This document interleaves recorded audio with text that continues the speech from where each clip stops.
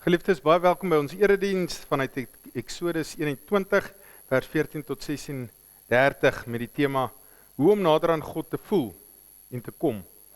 Geliefdes, baie welkom as jy ingeskakel het. Ons volg ons liturgie tot deur Exodus. Ons gaan so deur die woord. Daarom begin ons met die woorde vanuit Exodus 15 vers 18. Die Here regeer tot in ewigheid. Daarom kom groet hy ons met sy seun vanuit hoofstuk 15 vers 22. Die Here is my krag en my beskerming. Hy het tot my redding gekom. Hy is my God. Hom roem ek, die God van my voorvaders. Hom prys ek. Geliefdes, tot sover. Kom ons sing saam. God is liefde.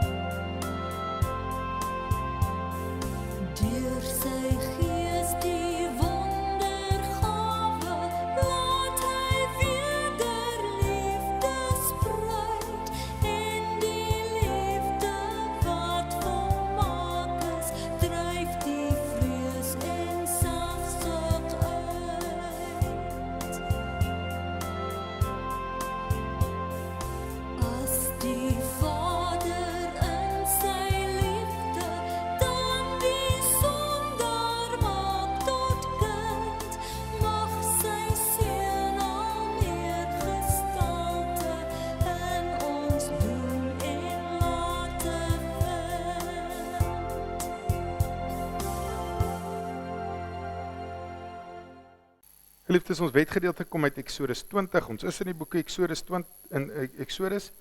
en daarom lees ek vir ons 1 tot 17.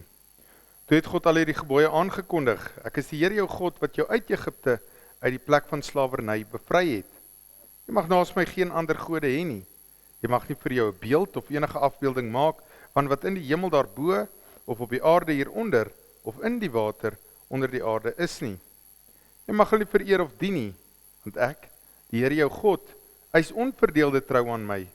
Ek reken die kinders die sondes van hulle vaders toe, selfs tot in die 3de en 4de geslag van die wat my haat. Maar ek betoon my liefde tot aan die 1000ste geslag van die wat my liefhet en my gebooie gehoorsaam. Jy mag die naam van die Here jou God nie misbruik nie, want die Here sal die een wat sy naam misbruik, nie ongestraf laat bly nie. Sorg dat jy die Sabbatdag heilig hou. 6 dae moet jy werk en alles doen wat jy moet, maar die 7de dag is die Sabbat van die Here jou God, dan mag jy geen werk doen nie. Nie jy of jou seun of jou dogter, of die man of vrou wat vir jou werk, of enige dier van jou, of die vreemdeling by jou nie. Die Here het in 6 dae die hemel en alles daarin gemaak, die aarde en alles daarop, die see en alles daarin, en op die 7de dag het hy gerus, en daarom het die Here dit as 'n gereelde rusdag ingestel, en dit geheilig.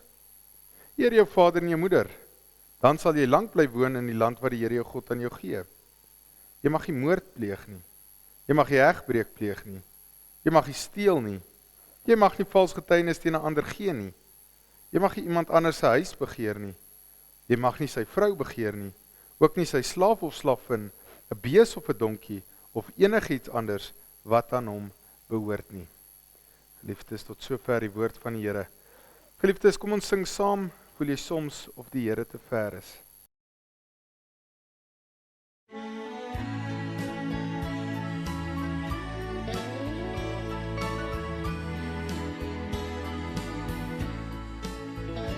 Voel jy soms of die Here te ver is? Twyfel jy soms aan God se bestaan? Jy moet glo dat die Here met jou saamloop, dat sy Gees oral met jou sal gaan. Jesus sê, hy kom weer, hy kom by die hemelmuur, met kassei en geskaap, kom hy al sy mense haal. Voel jy soms of die Here te ver is, twyfel jy soms aan God se bestaan. Jy moet glo dat die Here met jou saamloop, dat sy Gees vooral met jou sal gaan.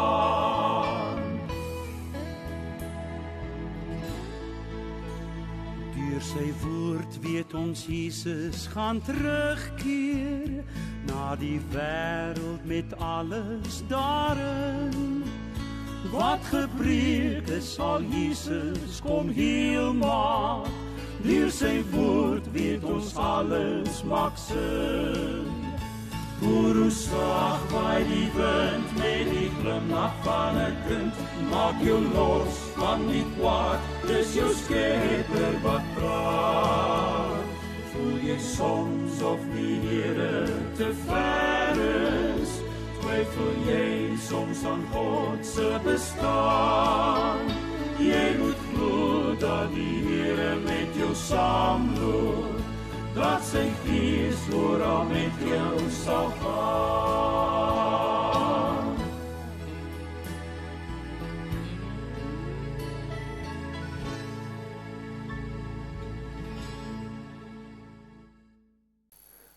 Geliefdes, voordat ons saam die woord lees, kom ons bid saam. Ons almagtige Vader, Heer Skepper van hemel en aarde. Heer, wat is die mens dat U ons kom verlos? Heer, wat 'n voorreg om tot U te kan nader. Wat 'n voorreg om U kinders genoem te kan word. Heer, dat U met ons 'n belofte kom maak, 'n verbond kom sluit. Heer, en dankie dat U so in ons harte werk om ons geloof te versterk elke dag. Heer, kom help ons om die woord lief te kry. Heer, om 'n vreugde te vind in die wet, 'n vreugde te vind in gehoorsaamheid. Heer, iets wat slegs U in ons harte deur U Gees kan doen. Dankie dat U ons sondes vergewe. Vader, wanneer ons die woord lees, help ons om dit te verstaan en toe te pas in ons lewens. Weer wees met ons land, Heer, met al die peste en die oorloë, Heer, ook ja, in die wêreld, met al die oorloë wat ons sien. Vader, bring tog U vrede. Heer, verlos tog die mense wat onder regerings is, wat goddeloos is. Vader, so ook in Suid-Afrika. Heer, wees ons tog so genadig. Heer, dankie vir alles wat U vir ons gee en vir ons doen. Ons bid dit nie omdat ons verdien nie, maar alleen uit U genade. Amen. Geliefdes, die gedeelte wat ons lees is Eksodus 21. Nou, dis die volgende hoofstuk net hier van die wet wat ons gewoonlik lees, Eksodus 20. Nou, hierdie gedeelte van die Bybel is 'n klomp wette wat ingestel is. Goed wat mense baie keer lees nie. Maar wanneer ons dit lees en weet hoe om dit toe te pas, geliefdes, is dit eintlik 'n baie wonderlike ding.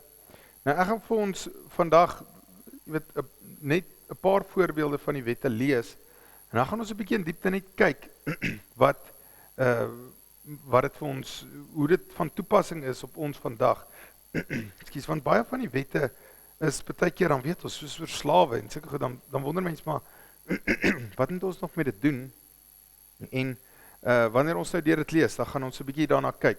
So om so 'n bietjie hierdie gedeelte van die Bybel te verstaan, lees ek vir ons Eksodus 21 vers 14 tot 36.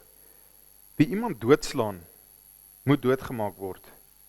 Hy wat dit onopsetlik gedoen het, deurdat God dit met hom laat gebeur het, kan vlug na 'n plek toe wat ek vir jou sal aanwys. Wanneer iemand egter 'n ander opsetlik doodmaak, moet jy hom selfs by die altaar wegvat en hom doodmaak. Wie aan sy pa of sy ma slaan, moet doodgemaak word. Wie 'n ander ontvoer om hom te verkoop of om hom in sy besit te hou, moet doodgemaak word. Wie sy pa of ma vloek, moet doodgemaak word. Wanneer mans aan die stry raak en een slaan die ander met 'n klip of met 'n vuis sonder om hom dood te maak, te slaan, moet die nie langer gestraf word nie. As die man wat geslaan is, egter in die bed moet bly en eers later kan opstaan en met 'n kierie buite kan rondloop, moet die slaaner hom vergoed vir die tyd wat hy nie kan werk nie en vir hom sorg tot hy behoorlik gesond is. Wanneer 'n man sy slaaf of slavin met 'n stok slaan, dat hy of sy onmiddellik doodgaan, moet dit gewreek word. As 'n slaaf dit vir 'n dag of 2 oorleef, is daar nie 'n saak nie, want die slaaf is die man se eiendom. Wanneer mans met mekaar beklei en hulle 'n swanger vrou omstamp sodat sy 'n miskraam het, maar nie blywend beseer is nie, moet hy wat haar gestamp het, onderhewig aan die goedkeuring van die regsbank 'n boete betaal wat die eggenoot van die vrou hom oplê. As hy blywend beseer is die straf 'n lewe vir 'n lewe, 'n oog vir 'n oog, 'n tand vir 'n tand, 'n hand vir 'n hand, 'n voet vir 'n voet, 'n brandwond vir 'n brandwond, 'n wond vir 'n wond en 'n kneusplek vir 'n kneusplek. Wanneer 'n man of sy slaaf of slavin op die oog geslaan en dit blywend beskadig is, moet hy die slaaf of slavin vrylaat as vergoeding vir die oog. As hy sy slaaf vir 'n slavin se tand uitslaan, moet hy die slaaf of slavin vrylaat as vergoeding vir die tand. Wanneer 'n bees 'n man of 'n vrou doodstoot, moet die bees met klippe doodgegooi word en sy vleis mag nie geëet word nie. Daar is nie 'n saak teen die eienaar van die bees nie. As die bees tevore al stooterig was en die eienaar se aandag daarop gefestig is, maar hy dit nogtans nie behoorlik oppas nie, sodat dit die dood van 'n man of 'n vrou veroorsaak, moet die bees met klippe doodgegooi word. Die eienaar van die bees moet ook doodgemaak word. As hy egter loskoopgeld moet betaal, moet hy alles wat hom opgelê is, betaal as afkoopgeld vir sy lewe. As 'n bees 'n seun of 'n dogter stoot, moet volgens dieselfde regsbeginsel gehandel word. As 'n bees 'n slaaf of 'n slavin doodstoot, moet 340 gram silwer aan die eienaar betaal word en die bees moet met klippe doodgegooi word. Wanneer 'n man 'n put ooplaat of wanneer hy 'n put grawe en dit nie behoorlik toemaak nie en die bees of donkie val daarin, moet die eienaar van die put vir die verlies vergoed. Hy moet die eienaar van die dier uitbetaal en die dooie dier kan hy vat. Wanneer 'n man se bees iemand anders se bees doodstoot, moet hulle die lewende bees verkoop en die geld gelyk op ander mekaar verdeel. Ook die dooie dier moet gelykop verdeel word. Of as dit bekend is dat die bees tevore al bekleierig was, maar die eienaar dit nie behoorlik opgepas het nie, moet hy 'n ander bees in die plek van die dooie bees gee. Die dooie dier sal syne wees. Liefdes, tot sover woord van die Here. Liefdes, die tema vandag, hoe om nader aan God te voel en te kom. Nou geliefdes, het jy al ooit gevoel, ek voel ver weg van die Here af en ek weet ek moet nader kom en ek weet nie of ek eers lus is daarvoor nie, of ek weet nie hoe om nader aan die Here te kom nie. Dit is 'n gevoel wat ons baie keer kry. Nou vandag se gedeelte in die skrif is 'n gedeelte in die skrif wat mense eintlik baie vermy. Want as 'n klomp wette en daai eerste gedeelte van die wette wat sê hoe maklik 'n persoon moes doodgemaak word, jy weet dat ons voel, ja, maar hier is nie van toepassing op ons nie, of ons voel maar, jy weet, hoekom kan ons deur daai goed lees, ons sal dit nie meer kan toepas nie. Jy weet, so mense vermy baie keer hierdie gedeeltes van die skrif. Maar geliefdes, soos wat ons boek vir boek deurlees, het ons nou by hierdie plek gekom wat mense vermy. Maar geliefdes, hierdie kan eintlik is 'n wonderlike ding. En as mense dit reg toepas, dan is dit eintlik iets wat mens baie nader bring aan die Here. Daar is sekere wette wat vir ons heeltemal irrelevant voel, soos wette oor slawe, instruksies oor al die mense wat ons nou gelees het wat in dood gemaak word. En dan was daar nog moeiliker wette van klere drag en offers en sulke goed wat ons heeltemal voel, heeltemal irrelevant is. So geliefdes, dan voel ons, maar hierdie wette is te erg. So hoekom doen ons dit nou nog? Nou geliefdes, wanneer mens baie keer deur hierdie wette lees, sekere goeie sit jou gedagtes aan die dink, en dan sal sekere gedeeltes wat eintlik vir ons 'n begrip gee van hoe om die 10 gebooie te gaan toepas. So geliefdes, indien ons dit reg verstaan en deur dit werk, bring dit 'n mens eintlik soveel nader aan die Here. En ons gaan kyk, en dit gee vir ons soveel oplossings vir dinge wat ons voel, daar nie meer oplossings in die wêreld voor is nie. Julle weet ons baie keer sal mense sê, maar daai ou of daai gemeenskap, daar's net nie meer hoop vir hulle nie. Jy weet, hulle is heeltemal al so ver van die Here af weg, daar's net geweld in daardie gemeenskap, daar's net, jy weet, die mense maak mekaar dood daar, en daar's net dwelms en daar's niks, jy weet, daar's glad nie meer hoop vir so 'n gemeenskap nie. En dan moet ons baie keer vra, jy weet, het ons die oplossings in die Bybel gaan soek? En dan sal mense sê, maar daar is nie oplossings nie, maar dan vermy ons baie keer hierdie gedeelte van die Bybel, of ons sê, maar jy kan nie meer hierdie wette gaan toepas nie. Dan moet ons net bietjie gaan kyk, so ons gaan bietjie dieper in hierdie gedeelte ingaan, en dan is daar sekere wette wat eintlik nog baie van toepassing, ons vermy hierdie gedeelte, maar dan sal nou wette soos oor beeste, en ek noem nou maar juist die wette oor beeste, want meeste van ons, of is baie van ons wat boer, of ons ken, meeste van ons ken iemand wat boer met beeste, en dan kan jy dalk so ietsie leer om hierdie mense te gaan wys maak, of jy kan self wys word, uit hierdie gedeelte wat gaan oor beeste, om net so bietjie dit van toepassing te maak. Ons, al die wette word nie self toegepas nie, maar het gee vir ons begrip. So hoe moet ons hierdie wette sien? Wat is nog relevant? Wat is nie meer relevant nie? Alles is relevant, maar die toepassing daarvan lyk anders. So ons gaan na hierdie gedeeltes kyk. So kom ons kyk na die volgende. Die eerste een, hoe kan hierdie wette ons nader aan die Here laat voel en bring? En dan 'n tweede een, hoe kan die wette mens ver van die Here af laat voel? En 'n derde punt, watter wette onderhou ons en watter nie, en op watter manier? En dan onder daai is die eerste een die sedewette, die 10 gebooie, en die tweede een die burgerlike wette, en dan die derde een die seremoniele wette. So geliefdes, die eerste een, hoe kan die wette jou nader bring en laat voel aan die Here? Nou geliefdes, die basiese vraag vir ons moet wees, hoekom het God hierdie wette vir die volk gegee? Nou, ons moet Exodus weer in die konteks plaas van waar ons is in die Bybel, en dis vir ons goed, ons wat nou deur die Bybel lees, om elke keer net so 'n bietjie op te vang tot waar ons is, net weer vir ons 'n idee te gee, want aan die einde van 2 jaar, as ons nou deur almal is, het ons nou 'n ordentlike prentjie van die hele kronologie van die Bybel gekry.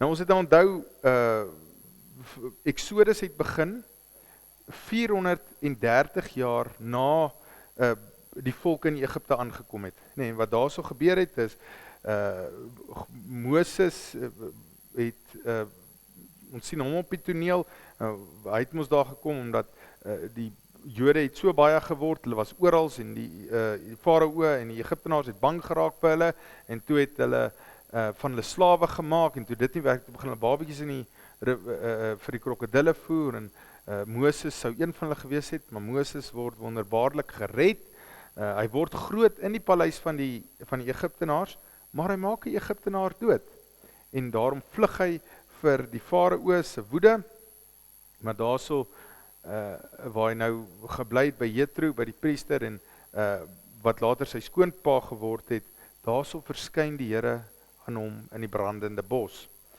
En die Here sê vir hom, hy moet gaan, en hy gaan die 10 plaae stuur, maar het ons gesien, die Here sou die Farao hardkoppig maak. En ons het die hele preek daaroor gehad, hoekom die Here hom hardkoppig gemaak het, en die rede was, want God wou sy wonders gewys het, nie net aan die Jode nie, maar ook aan Egipte en aan die wêreld, maar ook veral vir die Jode, vir Israel. En wat die Here gedoen het, is hy het 'n pad gestap met die volk. na die beloofde land toe, tot vandag toe, is daar 'n pad met hulle gestap, en hulle moes God geleer vertrou het, hulle moes God leer ken, hulle moes geleer het om God te gehoorsaam, hulle het al die dinge van die Here wat hulle moes geleer het. En hoekom moes hulle dit geleer het? Want God wou tussen hulle woon. En die Here wou hulle natuurlik gebruik het, om aan al die nasies bekend te maak wie hy is. Nou, jy kan vir jouself indink, as God aan die wêreld bekend wou gemaak het, wie hy is, en hy het gesê, maar ek bly onder hierdie volk. Nee, dan sou mense na die volk gekyk het, en gesê het, jy weet, as hulle gewelddadig is, as hulle mekaar haat, as hulle oneerlik werk, as hulle van mekaar steel, dan sou hulle gesê het, maar God wat onder hulle woon, keer hierdie goed toe. Nee, so, God wou gesê het, maar julle as volk moet my gaan weerspieël in die wêreld. Julle moet my eienskappe uitleef, want as dit bekend raak dat ek onder julle woon, dan moet hulle baie duidelik weet wat ek goedkeur en wat ek verwerp. So die wette was daar sodat dit 'n lewenswyse by die Jode sou kweek wat God behaag. Die eienskappe van God sou uitleef in die wêreld. En daarom gee die Here vir hulle hierdie wette om hulle 'n lewenswyse te gee dat die mense kan sien, maar God is tussen hulle. En natuurlik, God is heilig, jy weet, hy keer nie die sonde toe nie, en hulle moes geweet het, wat is sonde en wat is nie, anders sou hulle verdel geword het. So die wette is ingestel om hierdie lewenswyse by die mense te kweek, sodat hulle naby aan God kon leef. En nie net dit nie, geliefdes, hulle moes die teenwoordigheid van God ervaar. Hulle moes, jy weet, al die offers wat ingestel is, en die reukoffers, en al daai goed was om die teenwoordigheid van God vir hulle al meer sigbaar te maak. God is liefde, en daarom moes hulle in liefde teenoor mekaar begin lewe het. Dis waarvoor die wet is, om ons te leer hoe om mekaar lief te hê. En jy weet, as hulle teenoor mekaar geleef het, teenoor haat, en God is liefde, dan sou hulle nie God se liefde ervaar het. Nee, so die wet is daar, sodat hulle mekaar kon lief hê, en in 'n liefdevol teenoor mekaar kon geleef het, sodat hulle nader aan die Here kon gevoel het. So geliefdes, die wette was daar ingestel, sodat hulle die nabyheid van God kon ervaar, dat God naby hulle kon leef, en ek noem sommer van die wette wat ingestel is, wat nie heeltemal wette was nie, dit is nou eintlik volgende week, maar ek wil dit graag nou weer al noem, want ons gaan dalk volgende week nie daarby uitkom nie. Een van hierdie wette was die kleredrag van die priesters. En die priesters moes klippietjies aangewerk het, en ons dink, ja, maar dis dan heeltemal irrelevant. Maar as jy nou mooi luister, dan wys dit eintlik dat dit nie irrelevant is nie. Jy weet, hierdie klippies het 'n sekere kleure gehad. Dit was kleure soos karneool, topas, smarag, jaspis, turquoise ensovoort. En ek hoop as ek nou hierdie kleure genoem het, kan jy onthou waar ons laas jaar, ons het hier aan die einde van die jaar, het ons deur hierdie kleure gegaan. Dit was toe ons deur Openbaring gegaan het. Toe het ons hierdie kleure. Waar het ons hierdie kleure gesien? In Openbaring, op 'n stadium, het Johannes in die troonkamer van God ingestap. En hy het die troonkamer van God gesien. En in hierdie troonkamer was daar die kleure. En elkeen van daardie kleure het 'n eienskap van God geopenbaar. So, hierdie kleure was nie toevallig daar nie. En nou wil ek sommer u herinner, toe het ek ook gesê, hierdie kleure van die vensters, wat ons in die kerk sien, jy kan dit nie so mooi op die skerm sien nie, maar hierdie kleure is toevallig nie. Dis nie kleure wat op 'n stadium 'n modegier was, toe die kerke gebou was, so dis 'n oudtydse mode wat gedoen is nie. Hierdie vensters is die kleure wat ons gekry het, uit Openbaring, die kleure wat ons hier reeds sien, en elkeen van hierdie kleure het 'n eienskap van God gedra. Hulle herinner aan 'n eienskap van die Here. So, as jy dalk dit weer sien, om 'n nuwe waardering daarvan te kry, dit herinner ons aan God se teenwoordigheid. En ons wil graag in die kerk ons sê, ons wil die teenwoordigheid van die Here sigbaar maak, en hoe meer ons aan sy eienskappe herinner word, hoe nader voel ons aan die Here. So, Net so 'n herinnering daaraan. Een van die wette wat byvoorbeeld oor Kleredag, dan voel ons maar dis heeltemal irrelevant, maar dit was tog baie dit nog steeds vir ons betekenis. My geliefdes, nou in die toekomende weke wat nou kom, sal ons sien hoe toe die Here uitgetrek het saam met die volk, was hy onder hulle, hy was tussen hulle. Maar hoe meer hulle afgode gedien het en hoe meer hulle sonde gedoen het, hoe verder het die Here begin weggaan. Hoe meer moes hulle offers inbring vir elke keer wat hulle sondig, hoe meer moes hulle hierdie tussenmiddel gekry het, hulle moes die tent van ontmoeting gebou het, omdat God nie meer die tent tussen die volk wou gehad nie, hy moes toe nou buite die kamp begin kom. So, hoe meer hulle gesondig het, hoe meer moes daar tussen 'n middelaar gewees het, en hoe verder het die Here van hulle af weggegaan. Nou geliefdes, vir ons as Nuwe Testamentiese gelowiges, wat beteken dit? Nou ek wil vir julle 'n paar dinge oor die wet lees, wat Nuwe Testamenties vir ons gesê word. En net een punt, wanneer voel die Here naby aan ons? Wanneer hy ons gebede verhoor. Dit is wanneer ons sien wat ons bid vir iets en ons sien hoe hy dit verhoor. En daarom lees ek vir ons ook net 'n vers vanuit die Nuwe Testament, vanuit 1 Johannes 12 vers 21, staan: Geliefdes, as ons gewete ons nie veroordeel nie, het ons vrymoedigheid om na God te gaan. En wat ons vra, kry ons van hom, omdat ons sy gebooie gehoorsaam en doen wat hy goed vind. So jy kan sien, selfs in die Nuwe Testament, sê dit omdat ons die gebooie, nou God ons ontvang nie goed omdat ons nou dit onderhou nie, ons ontvang dit omdat 'n ware gelowige, dis oor ons geloof, omdat 'n ware gelowige die gebooie sal doen. Nou geliefdes, die wonderlike nuus, Jesus is ons middelaar. In die Ou Testament moes hulle offers as middelaar gehad het om vir hulle sondes te betaal. Hulle moes die tent van ontmoeting waar hulle gereinig moes word, waar daar goed tussen hulle en God gestaan het, sodat God se teenwoordigheid hulle nie vernietig nie. En die Bybel leer ons, Jesus, toe hy kom, was hy daai middelaar. Hy is die een wat maak dat ons God kan nader. Maar soos jy gesien het, is dat die wat in Jesus glo, want Jesus het die gebooie geleer en hy ons sal dit doen. En wat gebeur is, hoe meer jy die gebooie doen en hoe meer jy glo, hoe meer sal jy gebede bid wat God behaag. Wat dan sal maak dat God nader voel.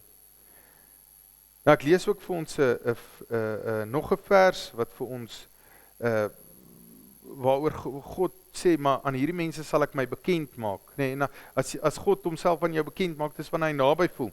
Ek lees vir ons Johannes 14 vers 21. Wie my opdragte, ou vertaling sê wet, het en dit uitvoer, wie dit doen, dis hy wat my liefhet, en wie my liefhet, hom sal my Vader lief hê, en ek sal hom lief hê, en my aan hom openbaar. So jy kan sien, selfs vir die Nuwe Testamentiese gelowiges, sê die Here, die wat sy gebooie doen, en dit hoor en dit doen, dis hulle aan wie God hom openbaar. So jy kan sien, selfs in die Nuwe Testament, wanneer ons lewe soos wat die Here wil hê, wanneer ons sy gebooie uitleef, natuurlik jy sal mense lief hê en hulle sal jou lief kry, en dan is wanneer ons, God hom aan ons openbaar, dis wanneer jy die Here beter leer ken. Nou ook sê Jesus in Matteus 7 vers 24, parafraseer net vir ons, dis die gelykenis van die wyse man en dwaase man, en die Here sê, wie is die wyse man? Die wyse man is die een wat die gebooie hoor en dit doen, dwaase man is die een wat dit hoor en dit nie doen nie. Albei hoor, die een doen dit, die ander nie. En die wyse man is, nou albei se lewens word getref met die storms, maar die een wat die gebooie hoor en doen, syne bly staan. Die een wat dit hoor en nie doen nie, sy huis val plat. Jy kan sien, die Here maak dit baie duidelik, dat ons selfs in die Nuwe Testament, ons het nog die gebooie en ons onderhou dit, en dis wat gemaak het God naby aan ons voel. Deur die moeilike tye gaan ons lewens bly staan, ons gaan sien hoe die Here hom aan ons openbaar, ons gaan sien hoe hy ons gebede verhoor, so dit sal mens baie nader aan die Here laat voel. En hom ervaar en nader aan hom kom. Geliefdes, dit bring ons by die tweede punt. Wat kan die wet 'n mens ver van die Here af laat voel?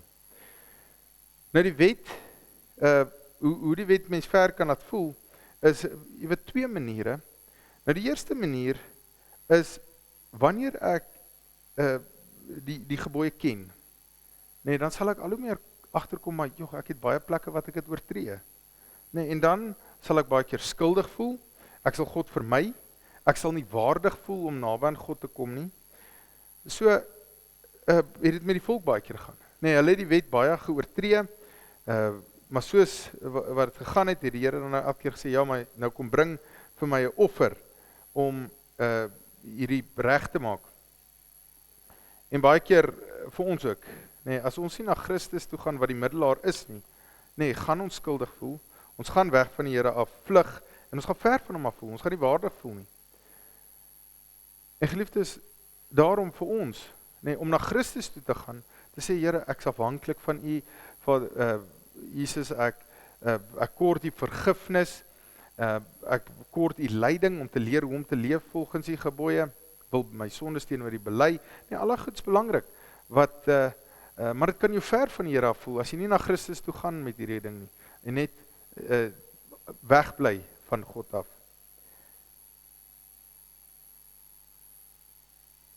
Maar hoe dit jou dan nader kan laat voel, weer eens as hoe meer jy sondig of het oortree en na Jesus toe gaan, hoe meer dankbaar is jy teenoor die Here en jy teenoor Jesus is jy meer dankbaar en daai dankbaarheid sal maak dat jy hom meer liefhet en jy sal sy teenwoordigheid begeer en jy sal vreugde vind daarin om die wet te doen. En wanneer ons val in sondes, geliefdes, is dit baie belangrik om nie daarin te bly lê nie, maar om dit na die Here toe te vat en te vra, Vader, ek kort U weer, ek het geval in hierdie sonde en help my weer om te groei deur U Heilige Gees. Die tweede manier hoe die wet jou ver van die Here af kan laat voel, is wanneer jy deur wetsonderhouding vryspraak probeer kry van jou sondes. En jy dit probeer doen op jou eie krag. Want hoe meer jy dit gaan probeer doen op jou eie krag, sonder dat jy weet, maar ek kort vergifnis van die Here en ek voel maar ek kry goedkeuring by God deur die wet te onderhou. Jy weet hoe meer gaan jy begin agterkom, jy gaan voel maar ek doen nie genoeg nie. Jy gaan voel jy weet jy moet meer en meer doen om God se goedkeuring te kry. Wanneer jy daarin val, gaan jy baie skuldig voel en sleg voel en jy gaan heeltyd fout vind by jouself en jy gaan oorweldig voel. Jy gaan baie onseker wees of jy nou ooit genoeg gedoen het. En dan gaan jy ver van die Here af voel. Derde een wat ek wil bylas is baie keer begin jy weet jy sien dalk nie raak hoe baie jy in daarin val nie en jy voel maar ek onderhou die wet en jy weet dis hoekom die Here my goedkeur. So jy maak op jou eie krag staat. Jy weet dan gaan dit 'n trots by jou skep. Ja, maar ek is beter as daai ou en ek is beter as daai ou en jy weet dit gaan maak dat daar afstand tussen jou en God kom. Jy gaan of tussen jou en jou medemens, jy gaan daai ou oordeel, maar kyk wat 'n slegte lewe het hy, kyk hoe oulik is ek. Nee, en dit gaan maak dat jy weet verder van jou medemens af kom en dit gaan ook maak dat jy verder van die Here af voel. Nou is die vraag nog steeds, geliefdes, deur die wette wat ons gelees het, watter moet ons nog onderhou en op watter manier moet ons dit nog toepas? En moet ek dit ooit lees? En dan is die antwoord beslis ja, maar ons kyk na hier's 3 van hierdie tipe wette, hoe ons hulle moet sien. So, watter wette moet ons steeds onderhou en watter nie? Nou, die wette wat vir ons opgedeel is vir ons in 3 kategorieë. Mens kan hierdie wette in 3 kategorieë opstel en weet Jesus het vir ons geleer hoe om na hierdie dinge te kyk. So dis nie mense wat nou besluit het dis ons dit gaan sien en dis ons daai en daai nie, maar die Here het daar's hordes Nuwe Testamentiese verse hoe die Here dit vir ons geleer het. Nou die 3 tipe wette is die eers is die sedewette, die morele wette of die 10 gebooie, eenvoudig. En dan 'n tweede een is die burgerlike wette en 'n derde een is die seremoniele wette. So as ons dan nou na die eerste een kyk, die sedewette of die 10 gebooie. Nou die wette is dit wat toe Jesus sy bediening begin het het hy die 10 gebooie weer ingestel. En hy stel dit baie sterker as wat dit in die Ou Testament gevind is. Nee, Jesus sê, julle weet wat daar geskryf staan, jy mag nie moord pleeg, jy mag as jy kwaad raak, of jy vloek jou broer, dan het jy reeds moord gepleeg. Hy sê, julle weet wat daar staan in die 7de gebod, jy mag nie egbreek pleeg, en ek sê, as jy kyk na 'n vrou met welis, het jy reeds in jou hart met haar oortree. So, die Here het baie sterk om bevestig, nee, dat dit nog van toepassing is. En Jesus het gesê, tot die einde toe, nee, en dit word versterk in Openbaring, dat hy gesê het, luister, daar gaan tye kom wat mense my wet verontagsaam. En dis hoekom daar chaos in die wêreld gaan wees. Dis hoekom die wêreld gaan vrot en agteruit gaan en oorlog is en so aan, want mense. So en selfs Openbaring, nee, sê dat die draak gaan oorlog maak teen die wat die wet onderhou en hy gaan van hulle doodmaak en maar die wat tot die einde toe volhard in die onderhouding van die 10 gebooie, hulle sal gered word. Matteus sê dit ook. Deur die wet onderhouding moet jy jouself red, nee, so jy moet volhard tot die einde toe. So geliefdes, die Here bevestig baie sterk dat ons die wette moet onderhou. Ons het ook in die gedeeltes van Johannes dit gesien en dat dit vir altyd gaan geld. Matteus leer dit, Openbaring, 2 gedeeltes wat ons leer. Herinner ek jy ook maar net, nee, ons gaan daarin val. Maar om te strewe wees, altyd om hierdie te onderhou. En dan die tweede stel wette, kategorieë is die burgerlike wette. Nou die burgerlike wette is die wat nog steeds van toepassing is, maar dit is wette soos oor hoe jy besigheid doen, dit is wette oor wat jy nou beskou as moord en wat nie, dis wette oor hoe jy swamme hanteer, en dis wette hoe jy jou werksmense moet hanteer, ensovoorts. Wat hierdie wette moeilik maak, is dat die wêreld baie anders lyk as wat dit toegelyk het. Daar was wette soos swamme hanteer, maar hulle het nie gif gehad nie, hulle het nie medikasie gehad nie, dis wette soos oor, jy weet, iemand moet doodgemaak word en so. Ons moet onthou, daai tyd was daar nie polisie nie, daar was nie kinderhulp nie, en so, die wêreld lyk heeltemal anders. Maar hoe ons hierdie wette moet hanteer, en ek sal later vir ons dit bietjie op die beeste toepas, is, jy weet, ons moet dit sien, en die beginsel agter dit sien, wat is die beginsel agter dit, en daai beginsel nog steeds kom toepas.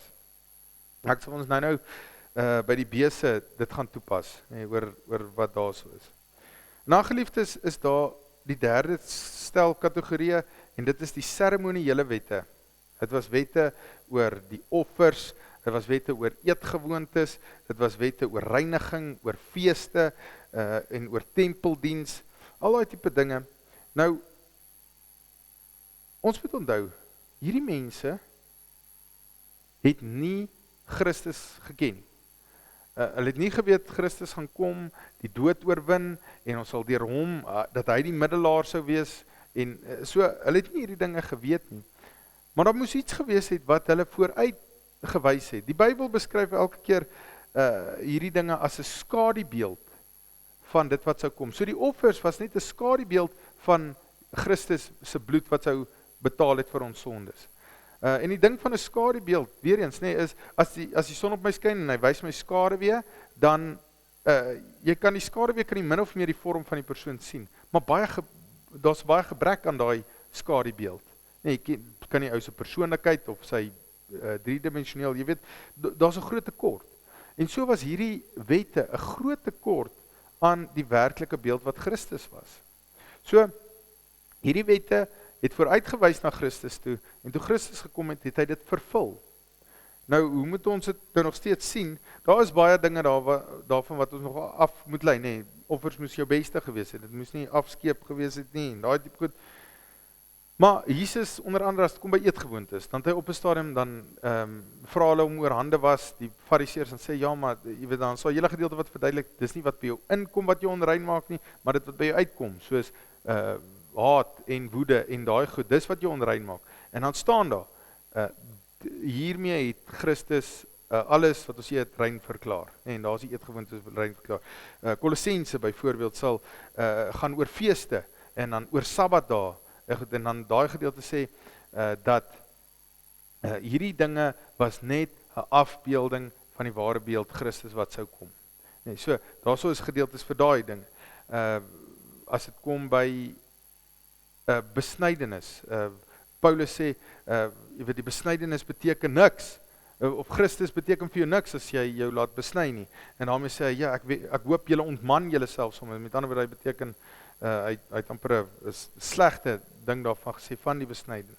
So, jy weet, al hierdie dinge, dis nou Galasiërs 5. So, die seremoniele wette is vervul in Christus. Ons leer nog iets uit, maar dit is dit wat vervul is. Ons onderhou dit nie meer so presies nie. As ek kan afsluit net met daai burgerlike wette. Jy weet, hierdie burgerlike wette, dis goed om dit deur te lees, want soos wat jy deur dit lees, nee, ontwikkel jy 'n gevoel van wat liefde is en hoe jy nou die wet gaan toepas en so. Ek wil amper sê, dis jy weet, soos as regsmense wette lees. Hulle lees deur hierdie wette en jy kry later 'n gevoel vir wat hoe dit toegepas word, hoe meer jy dit weet. Want hierdie wette is nie, ons kan dit nie direk so gaan toepas nie, maar jy kry die beginsel daarvan en jy gaan doen dit. Okay, so as dit kom by beeste nou onder andere, dan het ons die wet gesien, nee, daar was 'n wet dat as jy 'n bees het en hierdie bees is stoterig, nee, en hy maak iemand dood. As niemand jou al ooit gewaarsku het dat daai bees so is nie, dan was jy vry.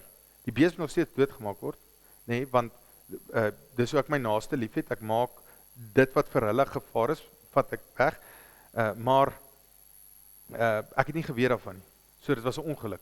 Nee, so dan word die persoon aan wie die bees behoort nie jy weet, skuldig gehou nie.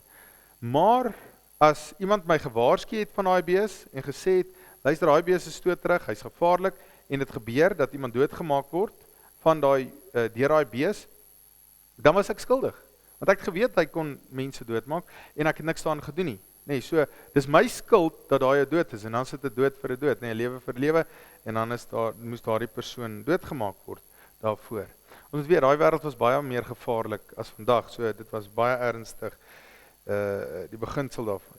So, nou wil ek ook sommer die steel. Nee, as jy bees gesteel het, dan moes jy 2 keer soveel teruggegee het.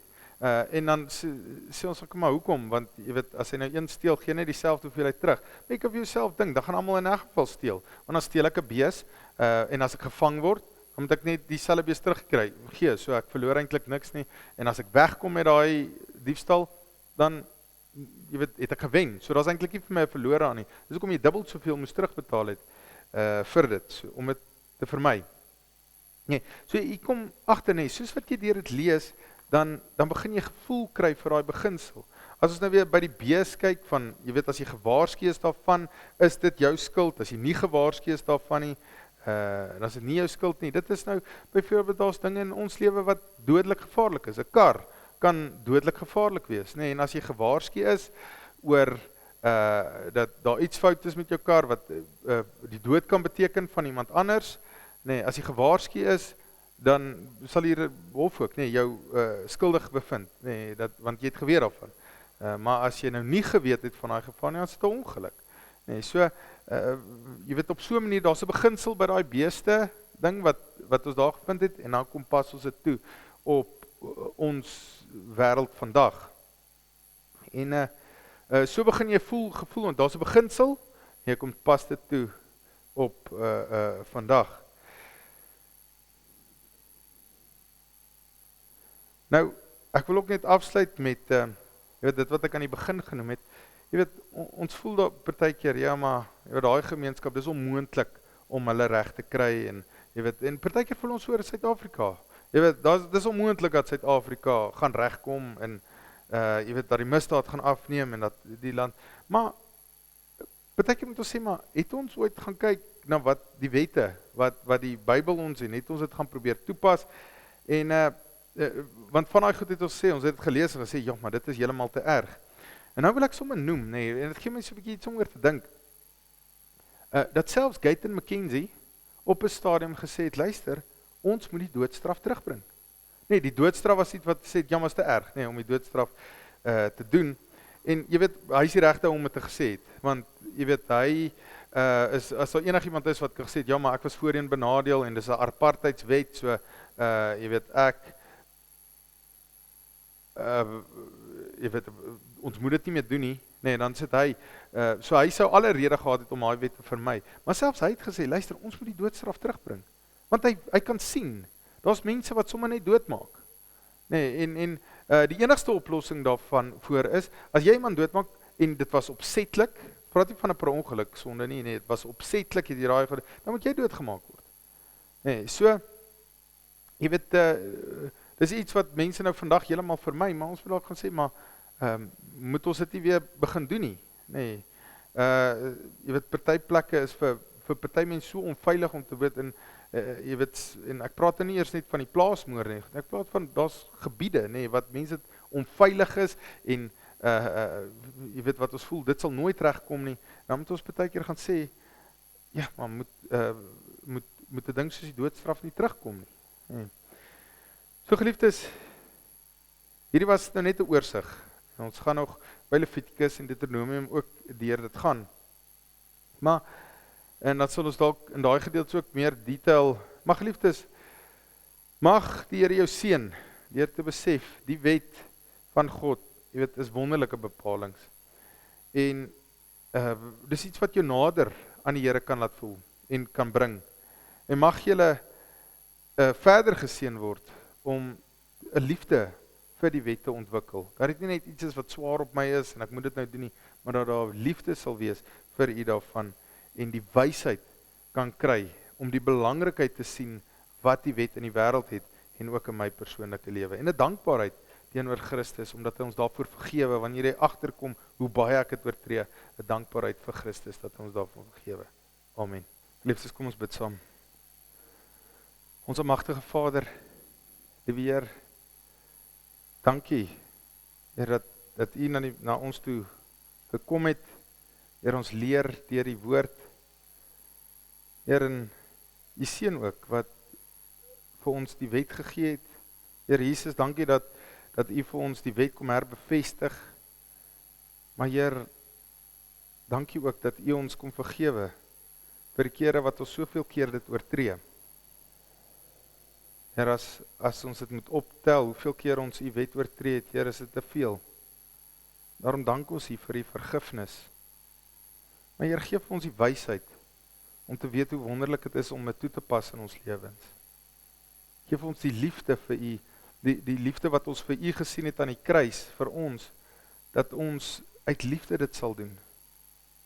En werk so deur die Gees, om vir ons die wysheid te gee, dat ons dit sal doen.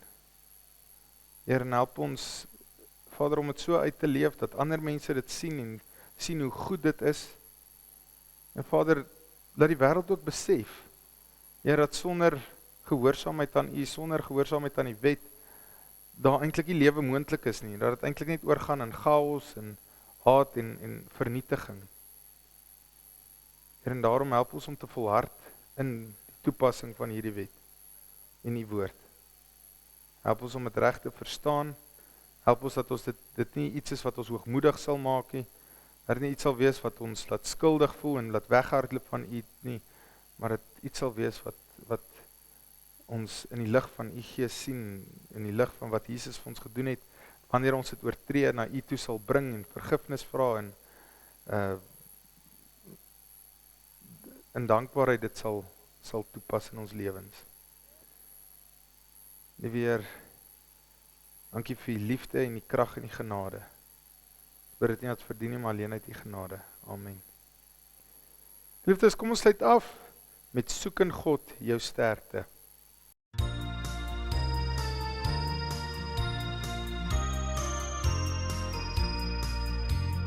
Soek in God jou sterkte, kry by hom jou krag, maak sy wapen rusting, jou gewone draag, nie teen vlees en bloed nie, maar teen bose lus, dis waarteen ons elke dag se stryd en worsteling is, teen die onheilsmagte geeste in die lug, veg ons met die Here, en ons sal nie vlug, waarheid en opreg,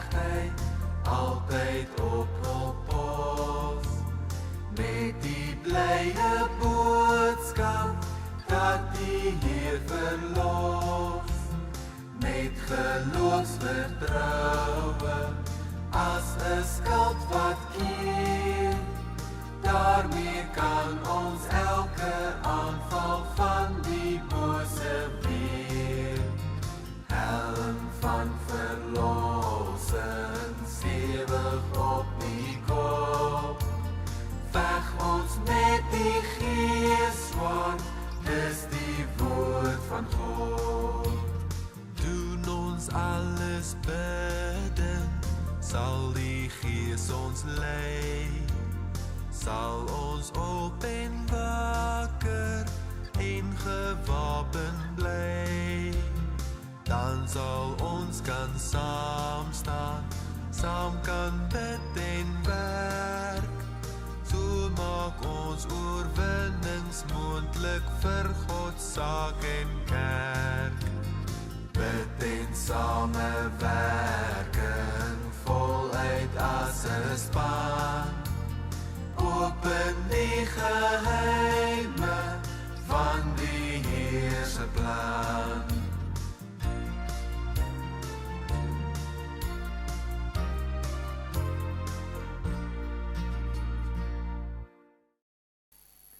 Geliefdes, gaan die week in met die seën van die Here vanuit Numeri 6 vers 24. Die Here sal jou seën en jou beskerm. Die Here sal tot julle redding verskyn en julle genadig wees. Die Here sal julle gebede verhoor en aan julle vrede gee. Amen.